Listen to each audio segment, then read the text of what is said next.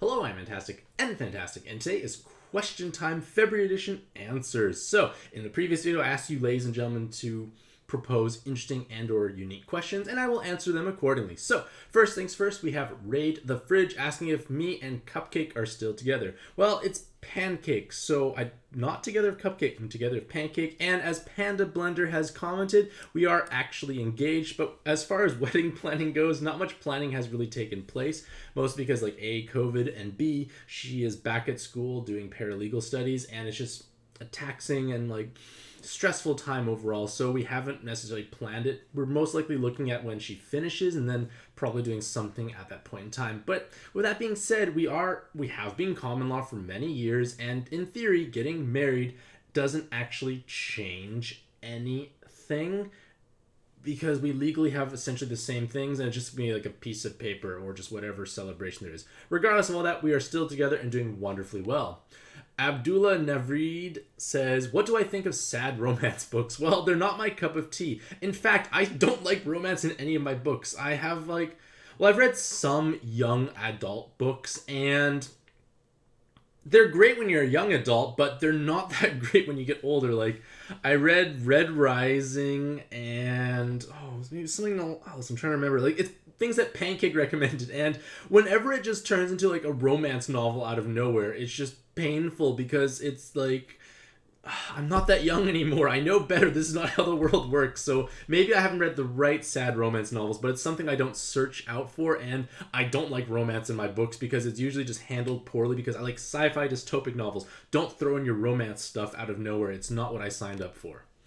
Hot Buns No Sesame says, a bit of a loaded comment, but what are my thoughts of the way Pat is going with the multi-transforming cards, nearly holding a monopoly on endgame content? Evo's being needed to clear dungeons when they drop from that dungeon, Orbskins being the main attraction of newest collabs. Seems like there's much less team building diversity the harder content gets. What would you like to fix if anything you don't like? Well, with multi-transforming cards, it's just another layer of team building. And the thing is, as far as leader skills go, Gung-Ho's kind of dug themselves into a bit of a hole because we're now in an era where both your leaders have a 2-turn cooldown, so using one leader every turn who has orb generations and auto follow attack bonus combos and huge amounts of effective health. It's just it does so much. There's no comparison. You don't have leaders that can keep up. Let's think of other leaders who don't have a 2-turn active skill. Not many. Beach Mario Sakuya is another one that I can possibly think of. They do work, but they're just inferior by comparison, and they're harder to play, much less forgiving by comparison. So I am not sure how Gung-Ho's going to change it to make a new leader skill mechanic unless they introduce dungeons where transform becomes impossible.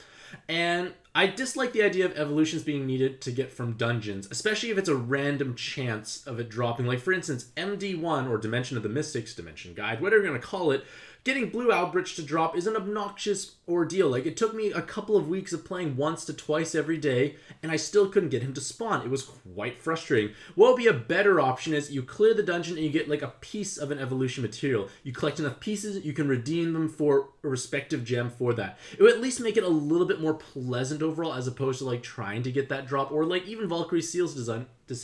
Having Valkyrie Seal on the team is incredibly difficult to do, and then playing without her on the team could take many tries before you actually get the thing to drop. I would just much prefer it if you could have a progression level, because I feel playing a dungeon should give progress, not just random chance. I hate low chance, low spawn rates invades. I hate that mechanic because you can play tons of times and be unrewarded. I'm going to go back even further. When Dark Ilmina was in invades in a arena something, this is years and years ago, I played it so many times I couldn't get it to drop, and I just felt it was a colossal waste of time. It didn't feel pleasant. Again, I said, it'd be nicer if you get progress every time you clear, and then you clear it enough times, you achieve what you want to get. I would prefer that overall. So it does make it difficult when a lot of strong cards are locked behind difficult to clear dungeons, and then it's a low chance of you actually getting the drop rate. And then Orbskins being the main attraction nowadays in collabs, that's just a money-making capitalistic thing. Gung-Ho needs to make money in order for, the service to keep existing. And they tend to make the most desirable card the Orbskin because they know people buy it.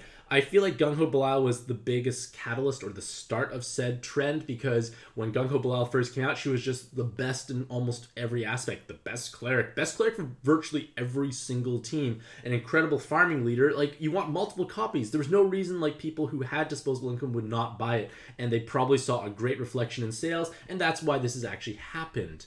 And then I do agree that there's definitely less team building diversity, but at the same time, we do at least have many different leaders who can clear endgame content. Before it was like maybe one or two. Now we have now we have Seawolf, Royal Oak, Nautilus, Daytona, Blackbird, you have Safira, you have Yuji Mahito, you even have Mikage. Like, there are many, many leaders who can technically clear endgame content. So it is restrictive on what you can put on a given team, but at least there are actually a large array of possible teams to use. And each of the submarines, like the first 5 I mentioned, like each of them have their own pros and cons, and they're all incredibly strong in their own way. So that is a nice aspect, but again, of course, it is quite restrictive what you can bring. Like most, like say like XYZ team feature nearly identical cards like as subs and inherits, because there are only so many ways to skin a cat, so to speak.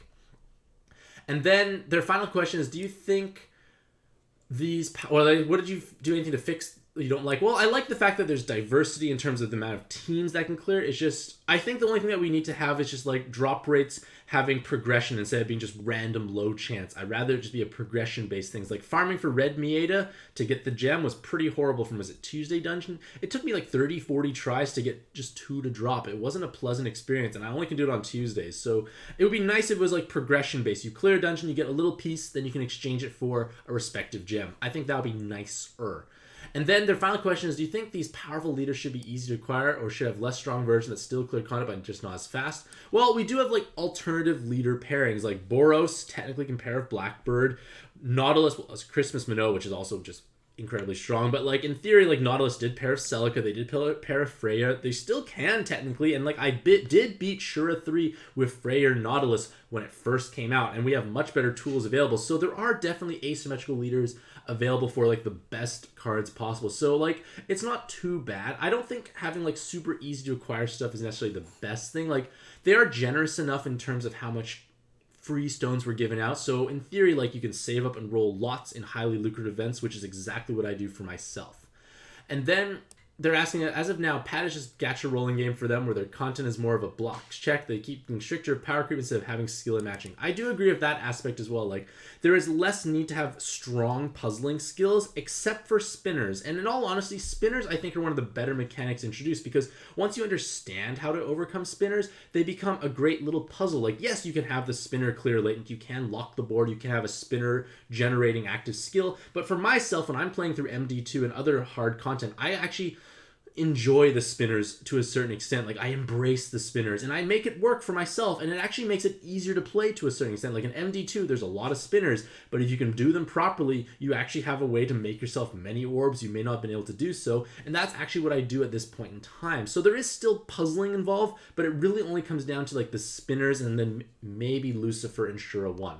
Spenny's gonna ask a similar question, so they're just like expand upon this. They say it seems impossible that the game will ever return to a state where puzzle skill is what matters most. It's difficult because in order to make stuff hard nowadays, they just have to throw in more and more mechanics, and then mechanics nowadays tend to only be solved not by matching but by active skills, and I think that's a problem. I would like to see a transition back to more like matching solves as opposed to active skill solutions. Spenny continues saying that all the meta leaders have 2-turn skills that you can cycle that almost guarantee leader skill activation. Exactly, that's one of the reasons why these leaders are so powerful. Like, trying to activate Anubis Ra or like Sakuya Beach Mariel as a comparison, like, it's just so many more hurdles to overcome by comparison. It's so much harder, and then the way Pad is designed, if you make any one simple little mistake, the game is over. 20, 30, 40, 50, even an hour's worth of time could be completely wasted from one little mistake. It's just an unforgiving meta at this point in time, so it is different for sure. And then they say that the only way to make content challenging for these leaders is to fill the dungeons with more spinners, Skyfall blinds, executes lock. They have definitely increased lots of surprise execute mechanics, which I think is just dirty. Executes, I think, should be taken away to a certain extent, unless, like, there's a certain reason for it. And then they continue saying it makes sense. That's what drives their IP. It makes the new dungeons challenging for longer. It's just a bit empty. Oh, well, still the occasional fixed teams for ranking 8-player dungeon. Like, there's still definitely things you can do, Spenny, but I do agree that the game has definitely transitioned to a different state. And Hot Buns replies saying, true, fixed team dungeons are light in the dark and a fun way to keep playing the game without thinking. Exactly, like, at least with fixed teams, you have enough tools or solutions to solve that respective dungeon. X Random Donald says, "Hi Mantastic'c, their girlfriend has maxed out her box with no room for upgrades. So you have maximum box space on her account? How many of each copy should their girlfriend keep for each card? She has multiple copies of all the high rarity cards and already sold useless ones." That's kind of ridiculous if she has maximum box space. That's like what? How many thousand out there? Like, that's an absurdly high amount. I'm not quite sure how that happened, but like, you should keep at least 5 copies of everything. I'm going with 10,000. Like, 5 copies of everything is like probably excessive. And at least higher rarity stuff you should always keep as trade fodder. But like, say like the Pantheon stuff, maybe like 5 Pantheons is probably more than enough. Again, if certain ones have like more desirable weapon assists, like say Ra I think has a pretty nice weapon like that you'd like to have possibly multiple copies, or Vitra, like they're good for farming builds, and farming builds oftentimes like to use that same weapon assist that solves those respective floors. So it's hard to say. If you have that much box space, I'm impressed. And why do you have so many? Maybe get rid of like junky farmable stuff that you don't necessarily need. For Raul Bastides, they say, "Hello, Mr. Mantastic'c.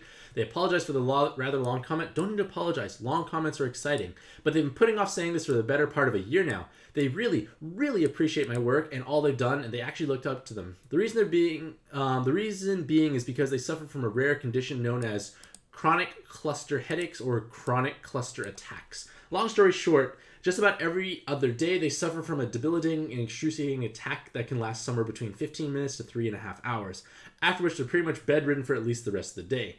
The one way they usually spend their time while they're recovering is reading or playing pad. However, after severe attacks, even doing those two things are too much for me. And I can completely understand and empathize. Like, when I have big flare-ups, I don't want to do anything either. Like, for me, what I want to do is just, like, hide in my shell and turtle and just, like, basically try and pretend the world doesn't exist around me. That's our idea. So, like, I don't think that's an unusual response. I'm not trying to, like, take away from your story. Just saying it's not an unusual response.